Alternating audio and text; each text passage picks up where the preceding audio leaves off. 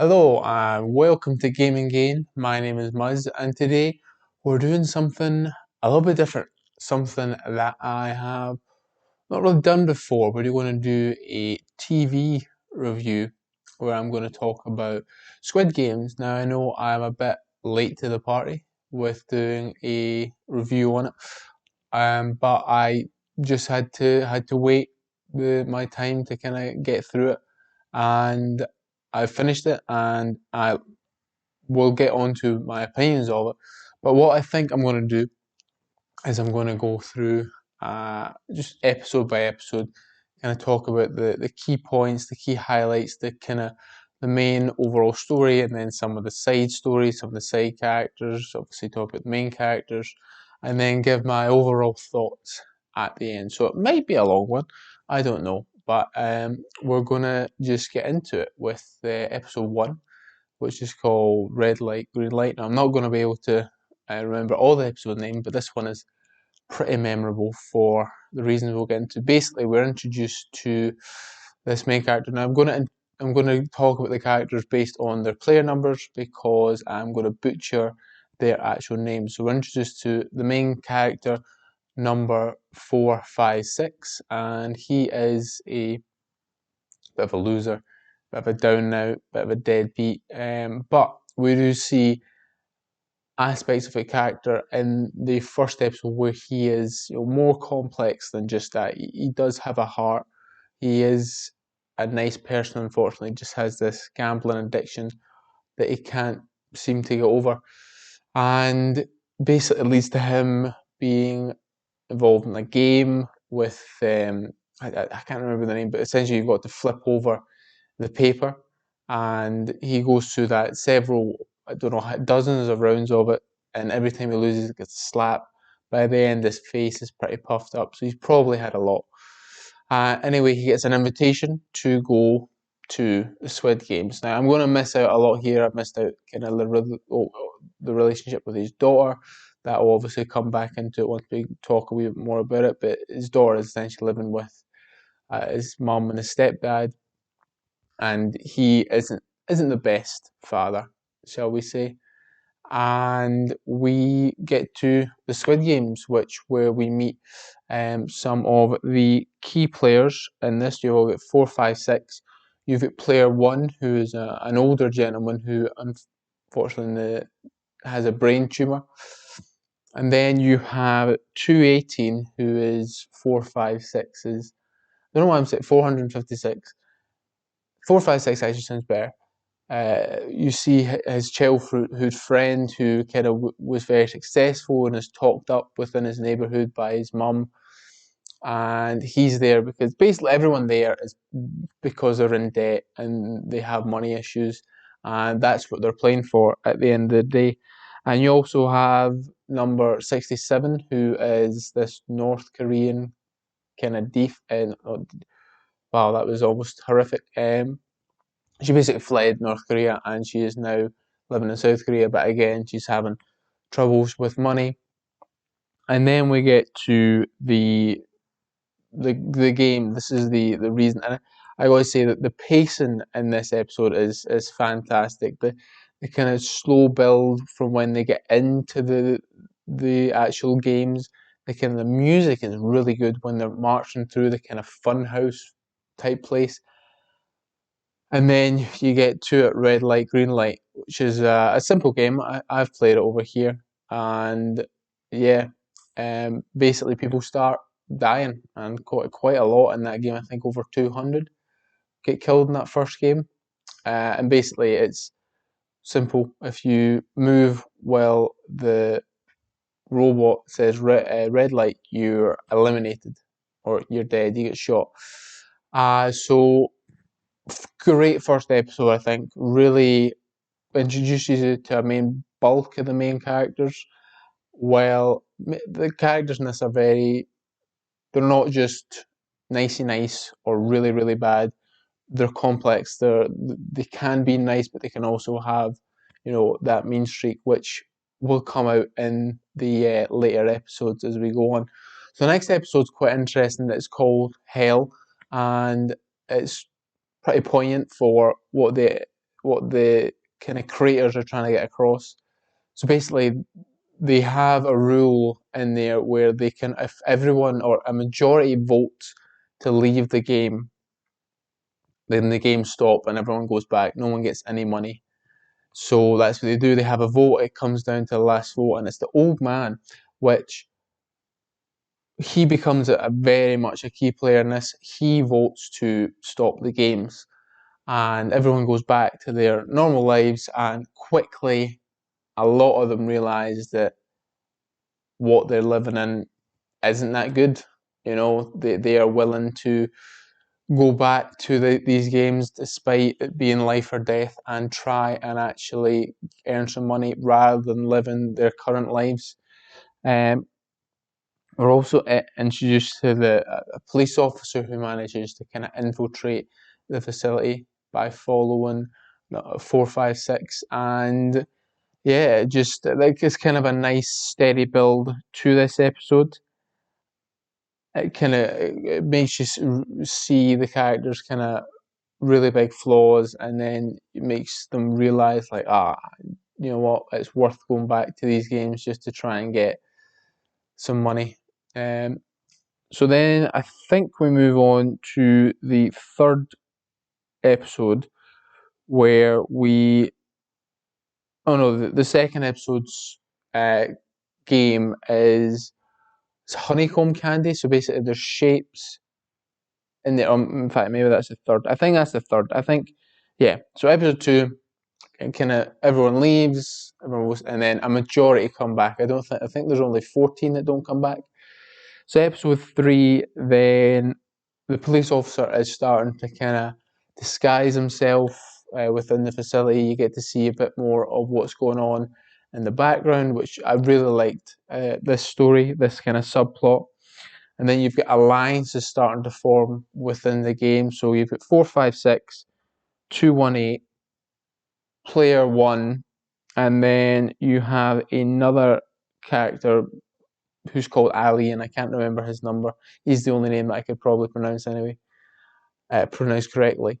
And basically, they start forming these kind of teams within the game, and it gets to the second game, and they managed to 218, who is 456 best friend or childhood friend, realizes the game, and you've got to cut out a shape from this honeycomb candy, and if it breaks, you're eliminated. So he picks the simplest shape, and he allows everyone else to kind of split up, and he allows the main character 456 to pick the hardest one, despite him not knowing or knowing that what's coming up. And it looks like he's about to stop him, but then he doesn't. So this is key for this kind of character development, because he has been shown to be nice to Ali, but with 456, he flat out just doesn't tell him, and it's kind of hinted at the 456 kind of knows that he was kind of not told everything, but he goes along with it anyway. So anyway, it's not looking good for 456. He ends up managing to get out of it by licking the candy, which breaks it where it's supposed to break, and then that's kind of the end of the third episode. So at this point, it was mainly the games that was keeping me going. That was what I was looking forward to, and but this is kind of where the turning point started to happen, where it was like, I'm interested in the characters now. The characters are nice and complex. There's some good subplots going on. There's some good side stories. And one of the main side stories is this idea that there's an organ harvest operation going on within the facility that the game makers don't actually know about, and it involves one of the contestants, the Doctor 111, I think he is, and he basically does all this in exchange for information regarding the next game. So he knew a honeycomb was coming up, and he knows what the next game is going to be. So there's this main kind of antagonist in the games, which is 101. He's this mean looking guy. He's got like a snake. I think it's a snake tattooed. He's a bit of a dick, but again, he's complex because he's not just he knows how to kind of play the game as well. So he ends up killing someone at lunch, and basically this sparks off a riot during the night where people are, yeah, just it's mayhem. People are killing each other. The main characters have kind of stuck together, and it ends up stopping because player one gets up onto a bed and shouts about how he's scared and how he doesn't like it, which we'll come on to. He is very, very important, and this is a key theme. I kind of want to watch it back, knowing all the things, just to see uh, the obviously the little differences between the way he's playing and the way the others are playing. So So in the next, the later half of the episode, we learn the next game is you need to split into teams of 10, and then we learn it's Tug of War. And the main character's team doesn't have the strongest team on paper, because a lot of the teams wanted, basically there's this whole thing about they want men, they want strong men, and they end up with like an old man, a couple of girls, and a couple of men. So they don't look like they have the winning team. Then episode 5 comes around, they win the tug of war, which you would expect, but although you kind of knew they were going to get out of it because they're the main characters, they're not going to kill off this many. Um, it's done in a way where, because you think they're getting the upper hand, they've got kind of a strategy rather than just the brute strength of the other team. But then the other team starts to kind of get it back, and you're like, okay, this is quite interesting. And then again, another quick switch of strategy where they run forward, causing the other team to fall down, and then pull them, and then the other team falls to their death. It's a pretty brutal one, this one, uh, like they all are, but the falling to the death is certainly something, oh, that would be pretty horrendous to experience. So at this point, the kind of organ harvester the operation has been discovered by the game makers. All the ones who are involved have been kind of hung up as an example to everyone else. This means that the 101, the kind of main bad guy within the games, doesn't really have the upper hand anymore, because he didn't have the knowledge of the doctor who knew what was coming up.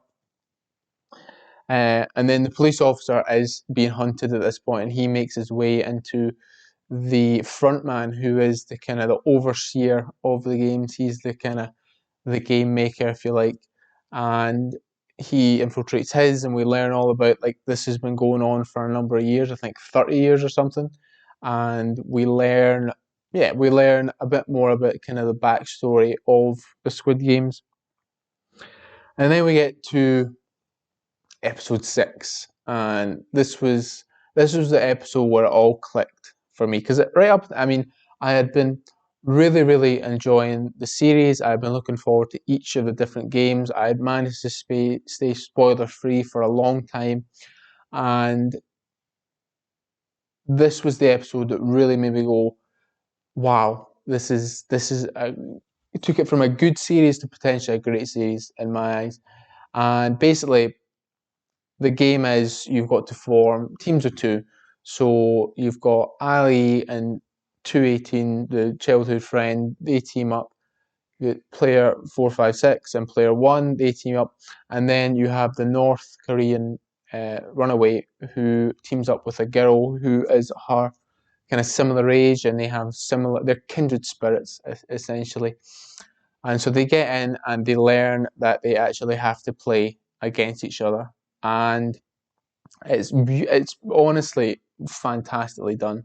The twist is really, really good, and it's pretty gut wrenching at points, with Ali, who's just this nice kind of individual who's saved a couple of the contestants, who saved their lives, and he gets betrayed by 218. He basically cheats to get the marbles. He betrays them, and he gets shot. in the head, and then you have the two girls, and they have, I mean, the the girl who, not the 67, I can't remember what the other girl's number is, but she's only in it for, I think, 2 episodes, and she really leaves a lasting impact.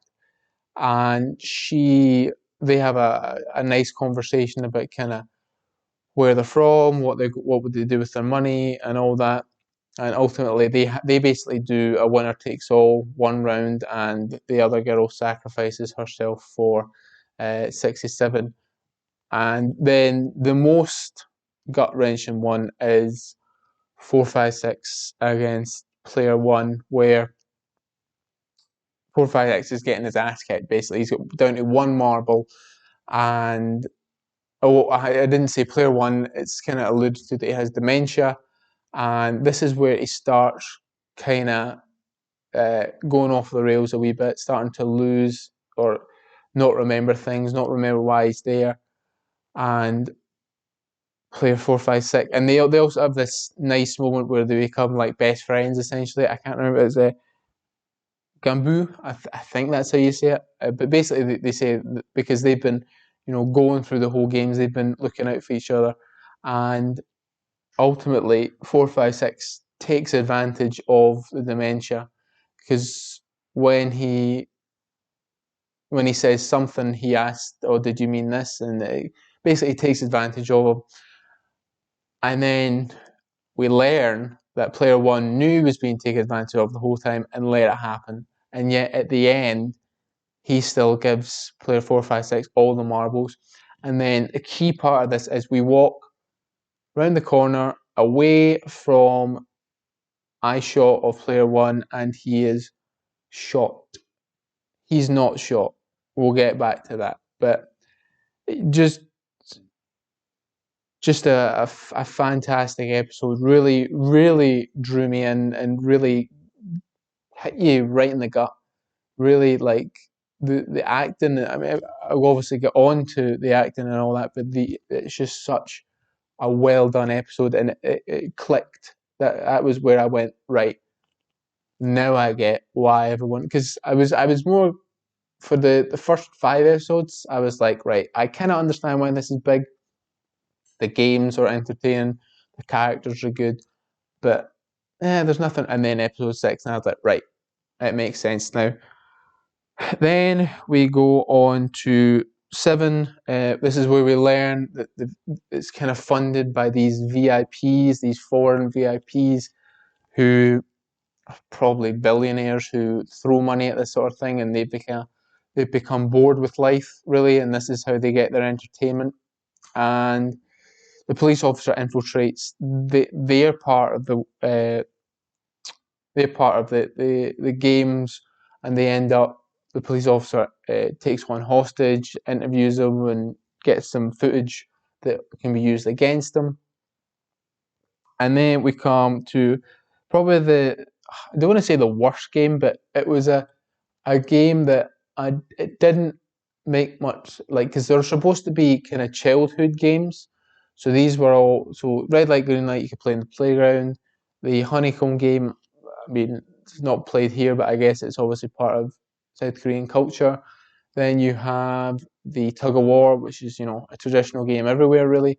And then you have marbles, which again is, they play different, there's all sorts of different variants of marbles that you can play. And then the fifth game just kind of comes out of nowhere, and where it's 2 panels. So I think there's 18 sets of 2 panels. One glass will break if someone stands on it. The other one won't if 2 people stand on it. So it's just because, and I think it's because the VIPs arrive and they want to make it a bit flashier, a bit more impactful. But the game just doesn't. It does build some tension, and there's some very clever and good payoffs. 101 finally meets his demise, and I didn't even mention the one of the best characters in it is his. I say lover. They don't really become lovers for very long, but there's this woman in it who is just, she steals the show every time she's on screen. She's portraying this kind of manic, over the top woman who She doesn't give a fuck basically what people think about her. She is just going for it, and she really does capture the. She's a really good character. Really, really enjoyed her whenever she's on screen because you just can't take your eyes off her, or off her subtitles if you're watching in the Korean, which I recommend. That's the way to watch it. And so they end up becoming lovers. They're like, let's stick to the end.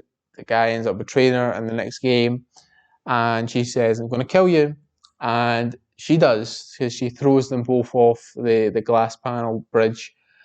And then we get to the final three. They manage to make it across, but then the bridge explodes when the timer runs out, and this injures them, and it critically injures the. So we've got 456, we've got 218, and we've got 67. She ends up getting a glass and like a big chunk of glass in her stomach, which eventually will lead her to not be 100%. And then we have episode 8, which is the frontman episode where we kind of learn the identity and the conclusion of the police officer, unfortunately. And basically, he's hunted. We learn the reason why he was there was to look for his brother. His brother is the frontman, believe it or not. And he ends up shooting his brother off a cliff, shooting the police officer off a cliff, and he's supposedly dead. But I anticipate if there's a sequel to it, he's going to reappear at some point, potentially being a hostage of the game or coming back with a vengeance. And so the three survivors of the games have a nice meal. You've got 456, 218, and 67. 67 is not in a good way. She can barely eat her food, and they're left with a knife. And then 67 starts to really bleed out. 456 goes to get some help. Looks like there's help coming. And what they walk in with a coffin, and 218 has slit her throat while 456 has been trying to get help. And it comes down to the final episode. It comes down to these two go battling out in Squid Game. I've never heard of it before, but I would love to have seen a bigger battle. But the conclusion, the final battle between this and was brutal. It reminded me of Metal Gear 4 finale where they're kind of fighting on top of the ship and the music's playing. It's getting very intense. The rain adds to it, and ultimately, 456 is about to win. He's won. He's got 218 down. He can't do it. He can't, kill another or send another person to death. 218 ends up killing himself anyway, so that 456 becomes the winner, and he wins Squid Games. He gets all the money, and ultimately he is not that happy about it. It shows you a year later, and he's basically not touched the money. He's still living. He's basically living homeless. He's asking for money, and he's just not in a good way. And then he gets a card from player number 1, his Gangbu. No idea if I'm saying that right. So he ends up going to meet player number 1, who does have a brain tumor, and basically explains that he is one of the founding members, I think, of the Squid Games. He basically funds it. He is one of the people who funds it. He explains that the only reason they created this was for fun, for the entertainment, because they have so much money that they don't know what to spend it on, so they bet it on humans. And they make a bet. There's an old man, there's like a drunk down the sidewalk, pavement, and the old guy makes a bet no one will come help him before midnight. He says, yeah, 456 says, yeah, they will. And ultimately the person it's basically they're commenting in society and how a lot of people want to look out for themselves, but then someone does come along and help them. At this time, player 1 has actually died anyway, so 456 was going to kill him. So then they kind of end the whole series, which I think they're definitely going to do a sequel. 456 is about to get on a plane to go see his daughter who's moved to America. He sees the same guy who played the paper game with him at the beginning of the Squid Games. He goes to confront him. He takes the card that the invitation to the Squid Games, calls up and basically says, I'm coming after you, and then doesn't go out on the plane. He's going to go after them. So that's the conclusion. And yeah, in case you couldn't tell, I am very, very um, happy with what I saw. The Squid Games was a real roller coaster in terms of the emotions. I thought it was going for shock value initially, and I was like, this is. I can see why people like this, but then the characters are brilliant. 456, he's an asshole, he's a prick, he's not a very nice person, but he is a nice person at the same time. He's a flawed human being, but we root for him because he does have some good qualities in there. And 218, the same, he is a flawed character, but he is a good person in some respects. And when he gets into the games, he's willing to do anything for money, betray people, not tell his friends about what actually is coming up in the games. You've got 67, who you really feel for. She's basically been an outcast ever since she left North Korea. I mean, you could argue she was an outcast in North Korea. She's got a younger brother to look after. So basically, every main character is complex. They're not just one note. Even the bad guy, who is violent, he's aggressive. He can, show a softer side, and he's a lot smarter than a lot of people give him credit for, because one of the nights, one of the other nights after the riot, it looks like everything's going to kick off, but then he is worried about the people round about him in case they might attack, so he doesn't want anyone to attack. And the games themselves are cinematography, the spectacle of them, like it's just a really really good watch. The story is well done, it's well paced. I think the overall commentary on money and society is really well done, where people who are put in certain circumstances, unfortunately, will do anything for money. But then you have the other end of the kind of the food chain, where having too much money can lead you to just be bored and kind of trying to find something. You're constantly trying to find something to spend your money on, but it's not really there. So you end up spending it on betting on humans if they're going to live. But Squid Games was a fantastic experience. I can see them making. I think they're definitely going to make a second one. I could see them leaving it alone, but if it wasn't as big, I could see them going. You know what? That's it. That's a complete story. Obviously, the last kind of season, the last episode, they kind of allude that there's going to be more, and I would like to dive in. Maybe if there was going to be more Squid Game content, maybe dive into origins of it or the first games. I think that would be quite interesting. And yeah, so I mean, the show was great. Characters very complex, very you get behind them. You want to see them do well, and then unfortunately, they have to go through such horrific things. The games themselves, quality, the red light, green light was just graphic, and then you've got the more kind of intricate ones that require, and then the twist with the marbles was just it was fan bloody tastic. I gave me a red wedding feeling. Gave me a red wedding feeling. That's the kind of feeling, and that's up there with one of the top like emotional reactions I ever had to watching a TV show. So yeah, I mean, if you've watched this far, thank you very much. I don't often do these, but if it proves to be a popular video, I will maybe do some more videos on TV shows or movies. But yeah, that has been Squid Game. So let me know what you think. Are you in the majority of people who liked it, or are you one of the people who thought, nah, it was a bit shock horror.